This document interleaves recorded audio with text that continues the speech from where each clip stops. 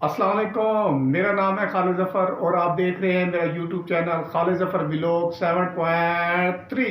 मेरे चैनल को ज़्यादा से ज़्यादा सब्सक्राइब करें और मेरी वीडियो अच्छी लगे तो उसे लाइक भी करें और शेयर भी करें।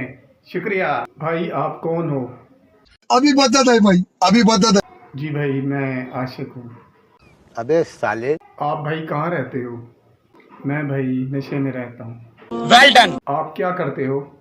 मैं भाई आशिकी करता हूँ।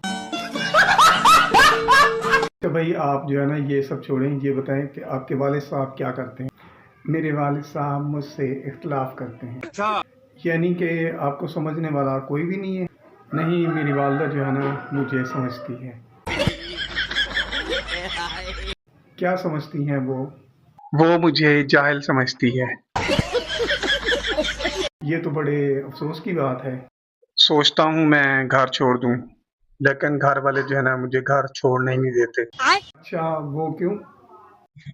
घर से निकाला हुआ है ना मुझे, पहले घर आने देंगे तो फिर मैं घर छोड़ूंगा ना। मारो मुझे, मारो मारो मुझे, मारो मारो।